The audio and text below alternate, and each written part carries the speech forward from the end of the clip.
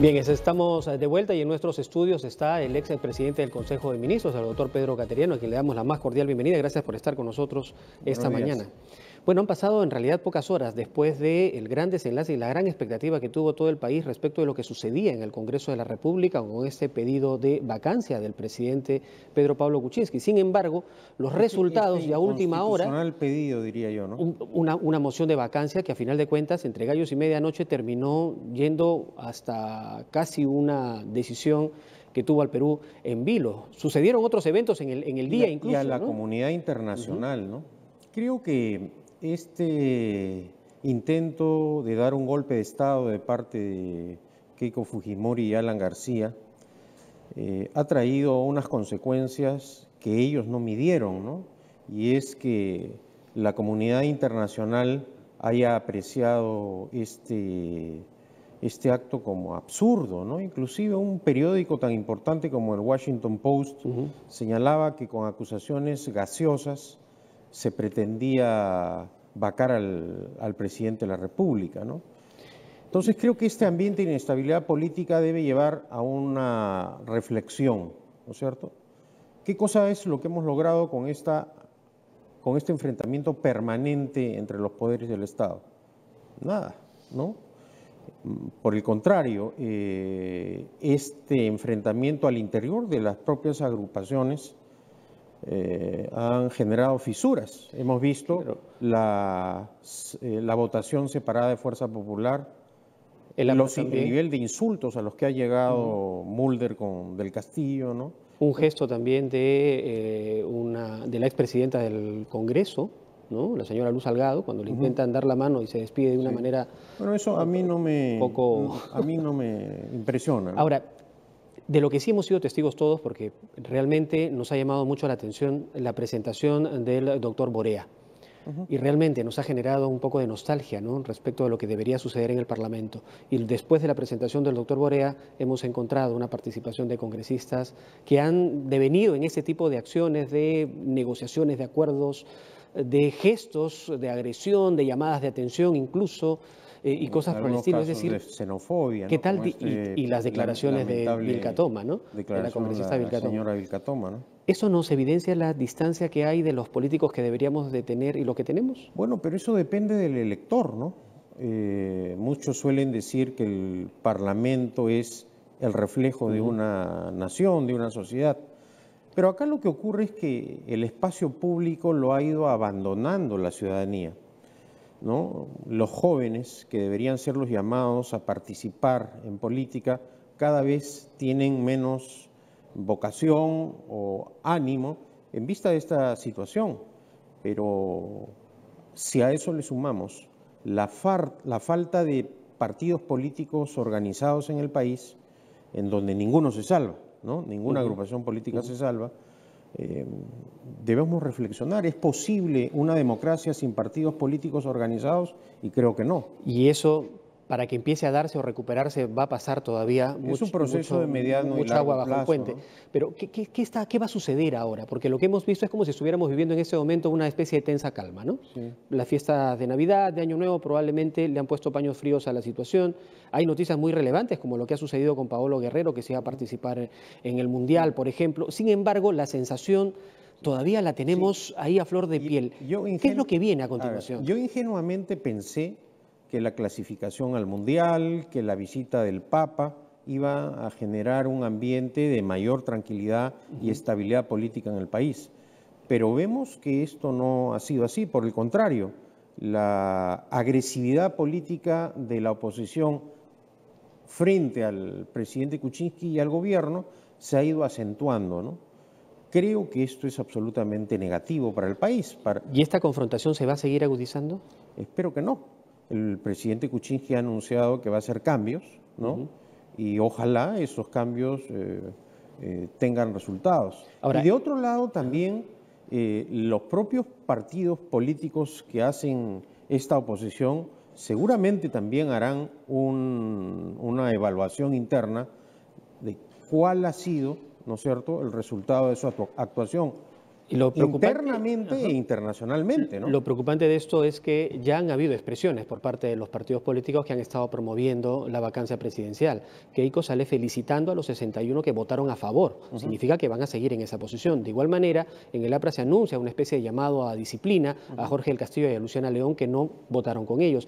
Es decir, es algún tipo de señales de que ellos van a continuar probablemente en esta insistencia de vacar al presidente de la República.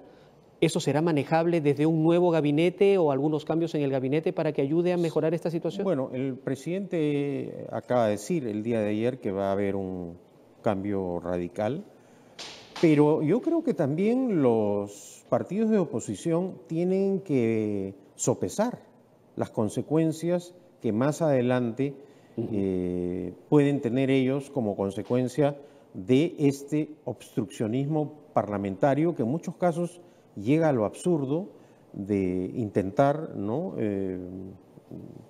Parece más consignatario que con razones, ¿no?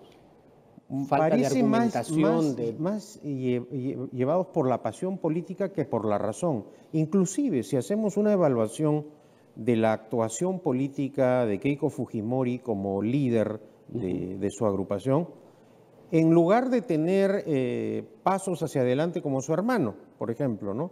Vemos que ella retrocede, más bien parece que añora las épocas de la dictadura de Fujimori y Montesinos. O sea, hay una regresión en el caso de Keiko Fujimori, ¿no? Un estilo ya autoritario, de imposición, y a la larga esto ha reflejado que la unidad, la disciplina férrea de Fuerza Popular que ella proclamaba no está a la vista de los resultados de... Y probablemente los resultados de esto continúen, digamos, contribuyendo a esta polarización que hay entre los peruanos. Sin embargo, hay observadores de afuera. Usted ha tenido una participación activa para que 2 representantes de la OEA asistan a este debate en el Pleno.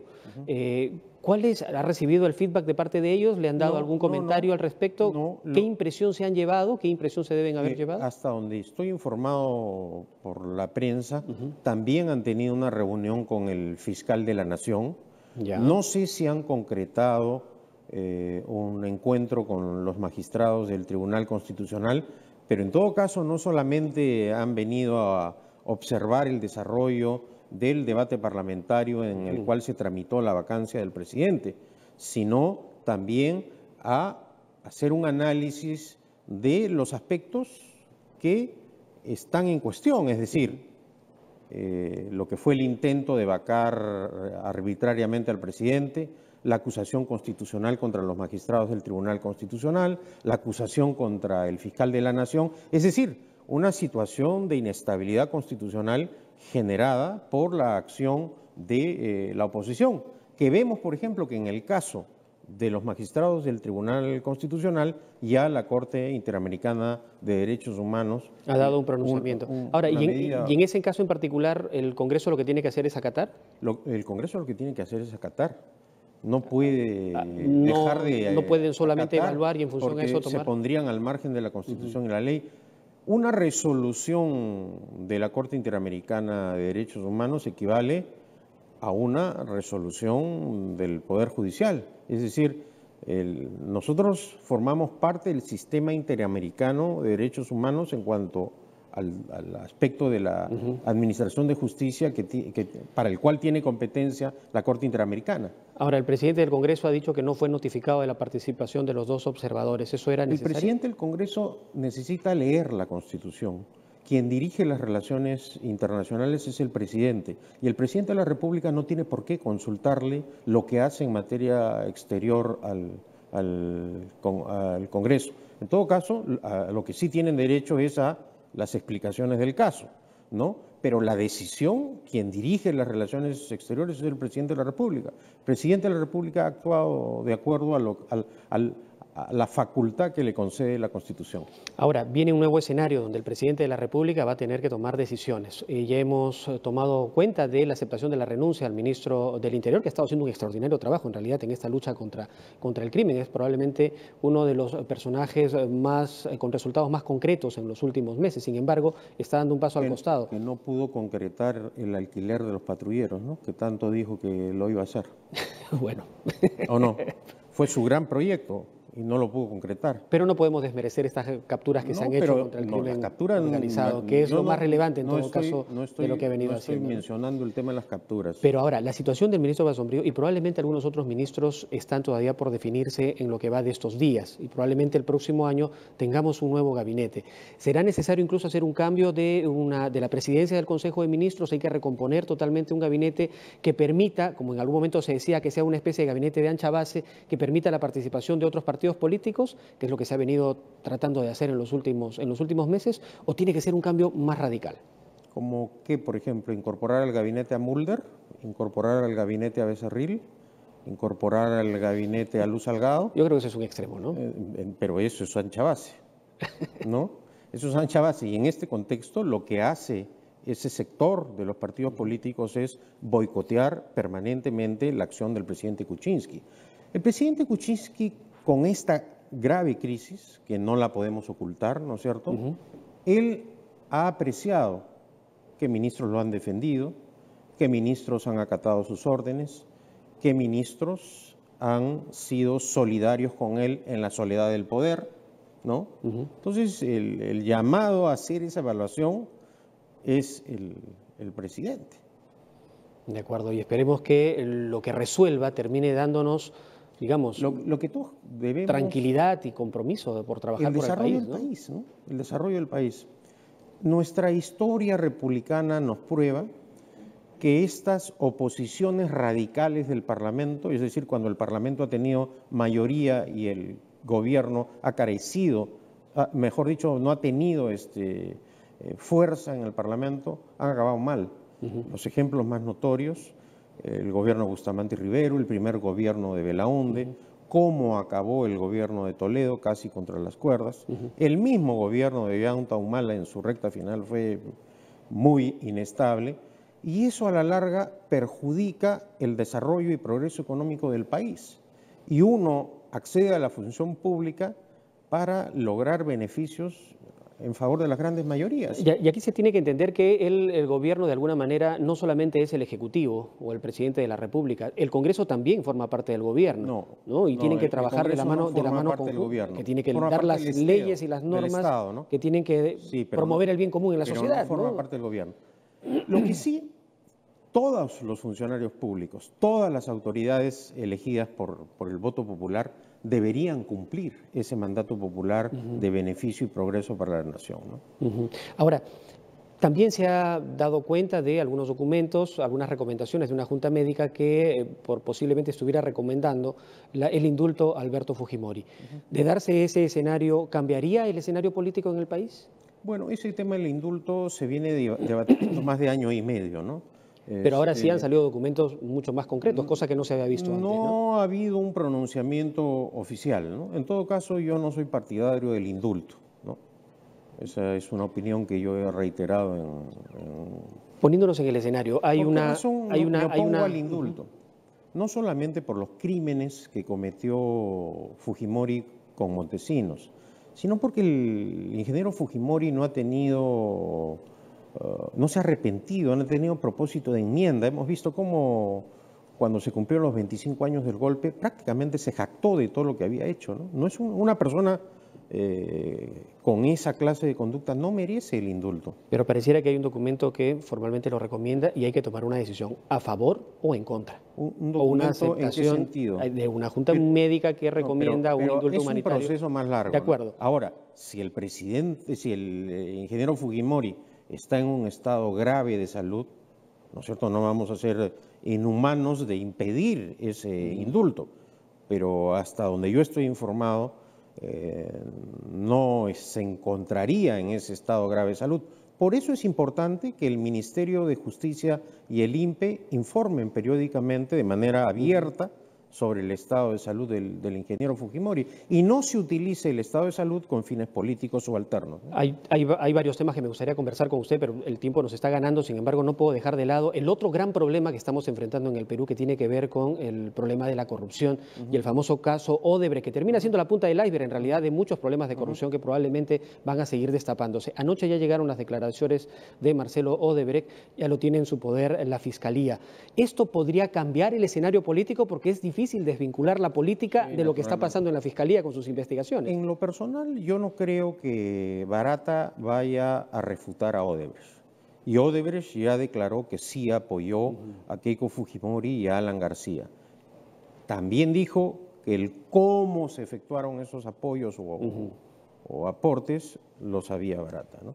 Yo quisiera, antes de terminar la entrevista, desearles una feliz Navidad a todos e invocar a las autoridades del Ministerio de Justicia y del INPE que revisen la solicitud que ha planteado la familia Humala para poder pasar la Navidad juntos y el día 27 de diciembre pueda estar con su hijo menor, que es el día de su cumpleaños.